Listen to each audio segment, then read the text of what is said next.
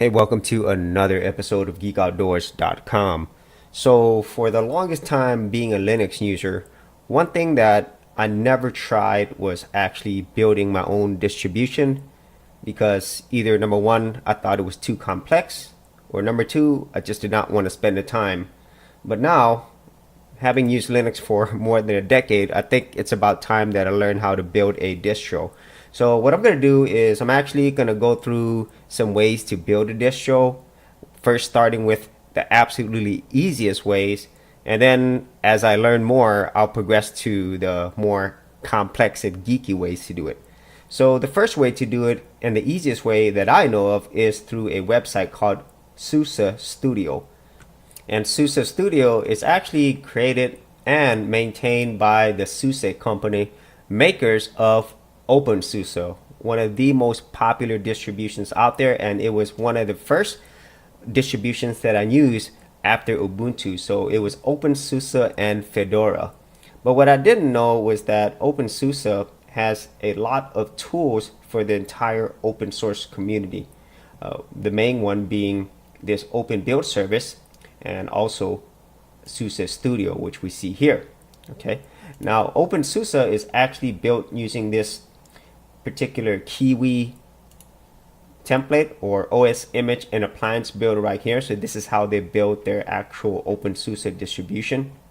And I'm not very familiar with this at all, so I'm actually learning this as I go. But the only issue with SUSE Studio right now is that whenever you sign in and you have to create an account to actually create your distribution, they're actually going to close down this whole site. So if you click on here to the blog post, there's a message that's saying that SUSE Studio, it will combine with Open Build Service, OBS, to form SUSE Studio Express, which is this site right here, which right now I don't think is completely done. And so what I'm going to try to do is I'm going to show you how to do it through SUSE Studio right now, because it is a lot easier and it is completely built until it gets shut down. Now I did try this at the SUSE Studio template portion. So if you click on this template right here, okay, and then you'll come to something very similar to the SUSE Studio, but it's a lot more geeky, nerdy, and I don't want to go back to the original page to show you this. But bottom line, the reason why I'm not using this new service is because things aren't working yet. Okay, so the very front of the new SUSE Studio page, it looked very similar to this, but a lot more technical, I would say.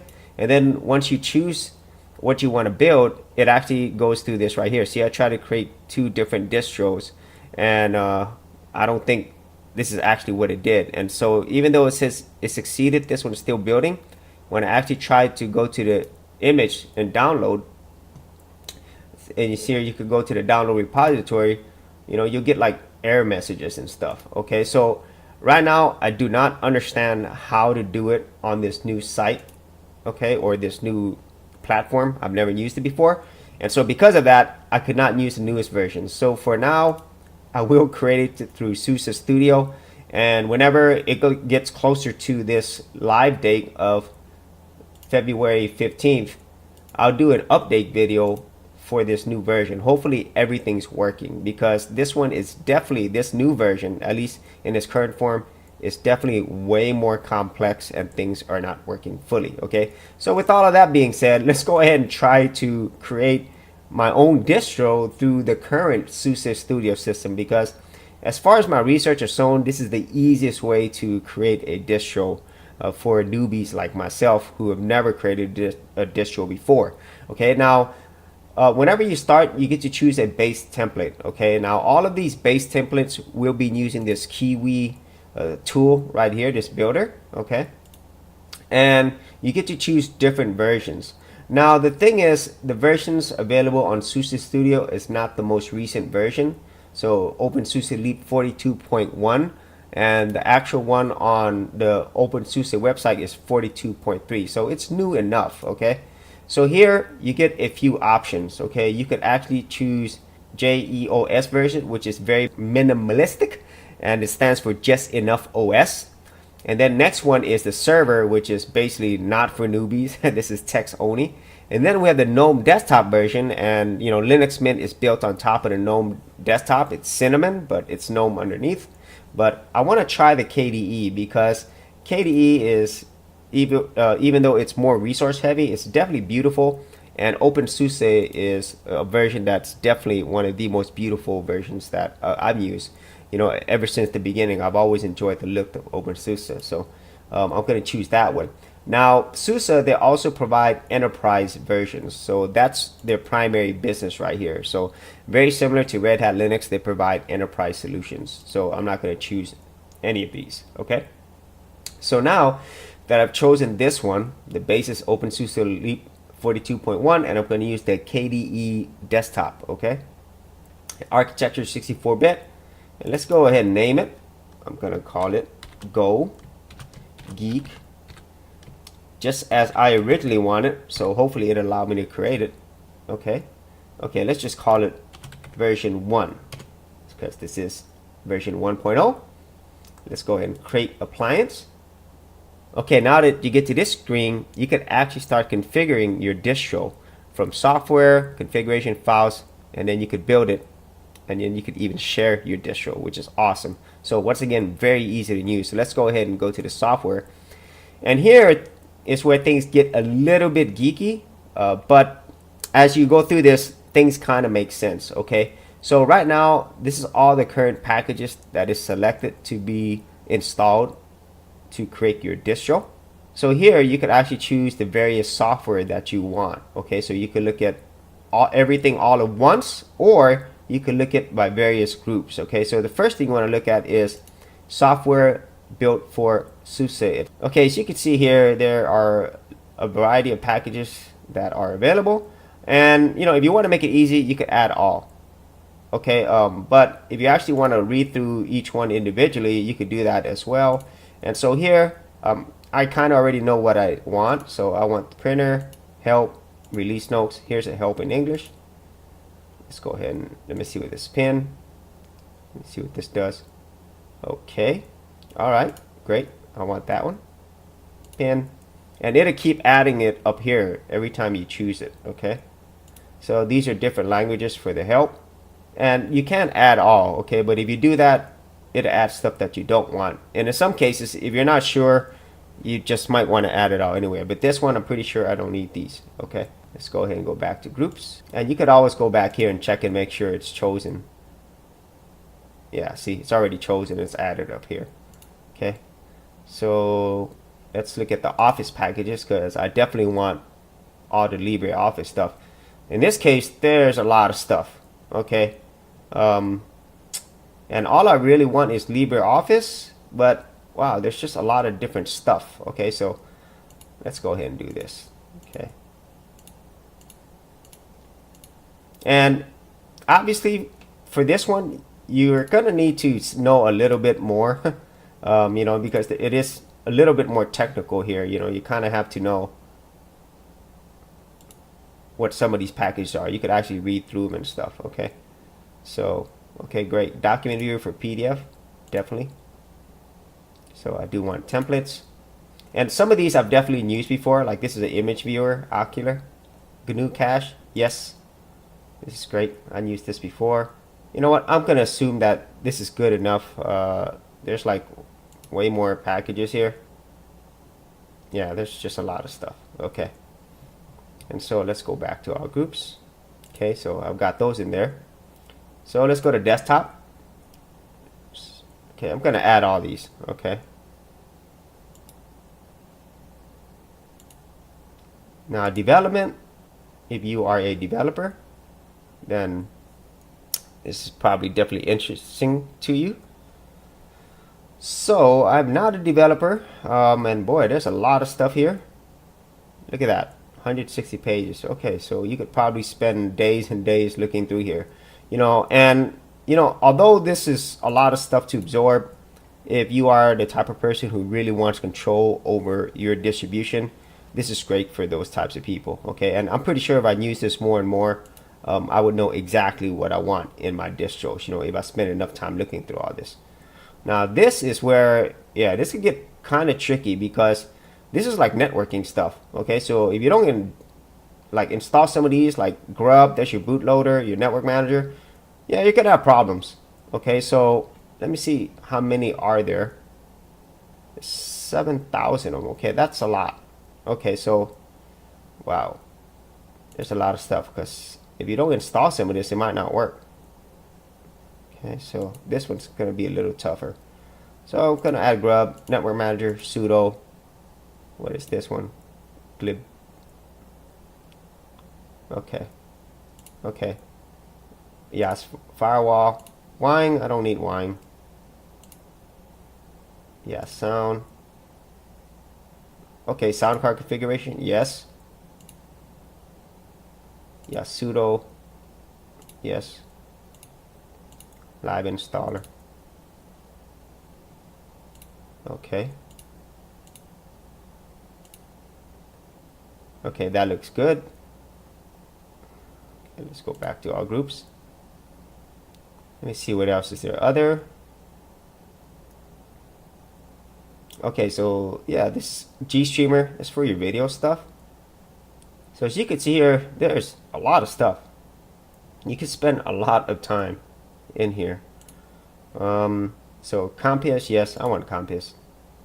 Cheese, this is basically for your webcam, but I'm not going to install that. rsync, definitely, that's for backups. So let me go back because that's a lot of stuff. Games, I don't really care, so I'm not going to be playing any games on this. Okay, gedit, yes. Wow, there's so many different things you can install. Okay. Graphics, GIMP is probably going to be in for sure. Okay, GIMPs, Inkscape.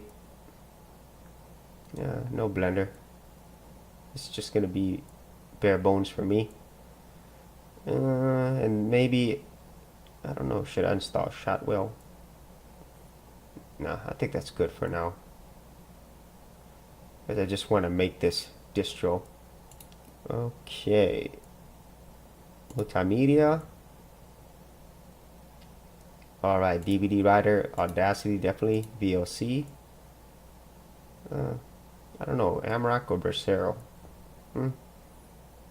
I like Bracero. K3B, I like that one too.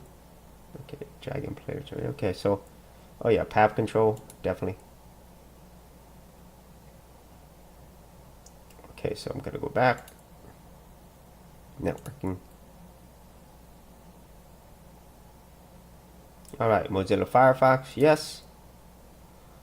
And Chromium, yes. Okay, so I think I've got everything I need. Hopefully everything works. So I'm gonna go ahead and move forward because I could probably spend, like I said, days just in here alone. So let's go ahead and go to configuration. Okay. Here is your networking setup. I would just have it set to DHCP. And here you could personalize it. Here's a logo. I'll just keep this default logo. Background. Let's go ahead and choose this default background. Now you can't upload a new background, but I'm pretty sure whenever you install everything, you can install, new backgrounds. It's no big deal. Startup, graphical login, single user, multi. I'll just leave it here. Graphical login. Server. No, I'm not going to do anything with that. Desktop, automatically log in as your user. Here's appliance. Okay, so here, memory. Let's make this like, let's say 6 gigs. I just put 6,000. Multiple 4. Okay, well, let's make it 8 gigs. Okay. Disk size, let's make it 20 gigs. Okay. Swap partition. Yeah, that just let's just make it 1,000 megs. Okay. Live installer, VMware CD-ROM support, yes. Okay. Alright, I don't think we have to worry about scripts at all. Okay, so let's go to files. Okay, don't need this. So yeah, we don't need this. Here's the build. So here's the important part right here in the build. You want to choose live CD/DVD ISO, and then choose USB hard stick image.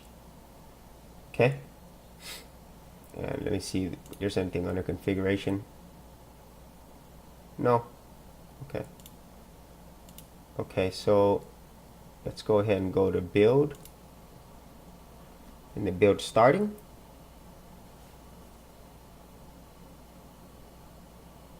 Okay, so the build will start soon. And so you're just gonna have to wait until this is done building. But one thing I thought I remember seeing was on your actual configuration, you could actually set a username and password. There it is. It's at the very front. So here's the default username and passwords that it has for root and also as your main user. Okay, so you could change these later, but the actual password to have it set as default is just Linux. Okay, so let's go back to build. Okay, so once the build is done, you could actually test drive it or download it, or you could view files. So let me see how the view files look. Okay, these are all the files that are in there, and the actual distro that I created, my first one, is pretty bloated. It's over a gig, and it took a while for it to actually build. I'm not going to test drive it because I'm actually going to download it, so I'm going to do that right now. Okay, and then you could also share your distro as well, so that's really cool. You could actually put it on a site, I guess. So okay, oh great, you could actually put it on your home page. But since this site's not going to be available within a month, I'm not going to do that. But the whole plan is I'm actually going to try to figure out this brand new site at SUSE Studio. So once this is downloaded, I'm actually going to install it and see if it works. Okay, so we'll come right back once I get that downloaded. Okay, so my brand new Linux distro has just been downloaded. So it's about a gig. So what I'm going to do is I'm actually going to put it in its own new folder. And the moment of truth, we're actually going to try this out in a virtual machine. So let me bring this right here to this folder.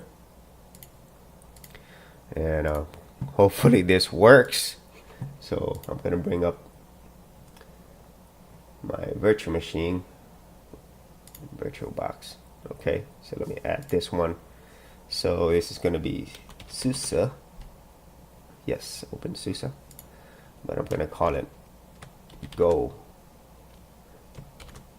SUSE Distro. Okay, my very first one. So all right, so next let's go ahead and give it quite a bit of memory because I have plenty of memory.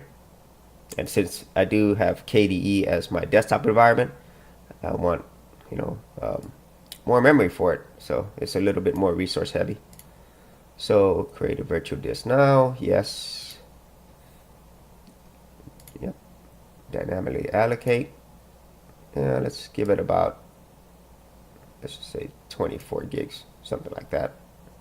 I'm probably gonna not keep this one. I'm gonna probably try to create another one. So let's go ahead and go to settings. Okay. Processors, let's use 4.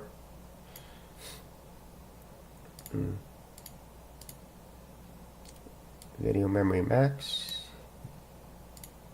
And storage, and here it is. I'm gonna actually choose my new distro.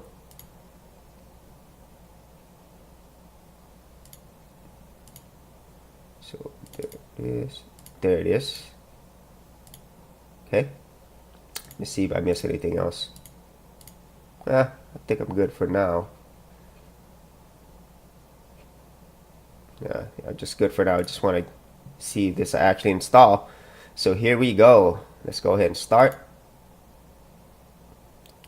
Moment of truth. Whoa, check that out. Okay, Good. The good thing is, at least that went up. So, all right, let's go ahead and try this. Nope. Okay, maybe I just press enter. All right. See, cool. I can't believe it if this works because it's my very first distro. I never knew about this. You know, SUSE Studio has been around since 2009, and I never knew about it. And so I wish I would have actually took some time to learn how to do distros earlier. I probably would have had a pretty awesome distro by now if I would have started back in 2009 or something. So I'm gonna wait and see how long this takes to see if it works. Whoa, cool. Check that out. Okay, so the password was Linux, and by default, it's not going to try to log in as root, which is a good thing. Log in. Now, I don't know if it installed it, or I'm actually just still running the installer. So, as I did mention earlier, this is based upon OpenSUSE 42.1. And the latest version is 42.3, so this isn't too far behind. Wow, there it is. So let me see if I could do full screen. Okay, so I'm not sure if this is still the live DVD in this case, or live ISO, but this is KDE. Okay. Wow, man, that's kind of weird. Maybe it's already installed, I think. Okay. So let me see. I'm gonna let me get out of this because I know this isn't like full screen. So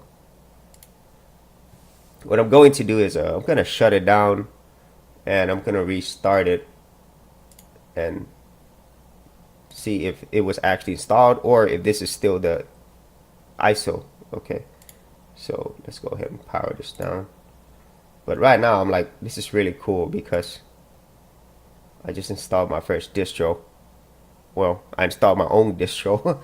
That's kind of crazy to say that. Okay, so let's see. Let's go ahead and start it. So let me see, boot from hard disk. No, let me see, I think it's boot from hard disk. Okay, let me see if that works, because I'm still thinking that's the ISO and it's not, it wasn't actually installed is what I'm saying. Okay, so that didn't work, so let me go ahead and close this. Okay, let me try again.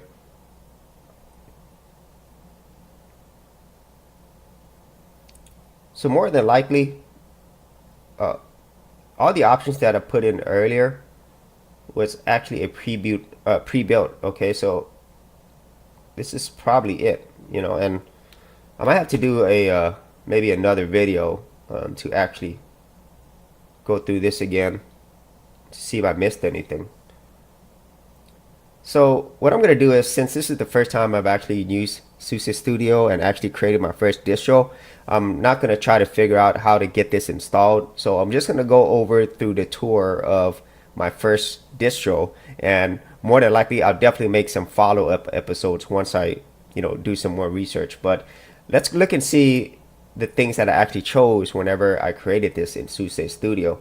So the first thing I did was I actually chose some graphics programs that I normally use. Here's my PDF viewer, Events, GIMP, of course, Inkscape, and I also chose LibreOffice Draw as well. Internet, I chose Chromium and Firefox. And in multimedia, I chose all these right here: Audacity, Brasero, Dragon Player, K3B, this is your DVD burner, Post Audio Volume Control, definitely, and VLC. And then Office, of course, I definitely have to have LibreOffice. I also had GNU Cache right there, and Planner and Ocular. That's also for PDFs. And those are the main things that I chose, and it's all here. which is really cool.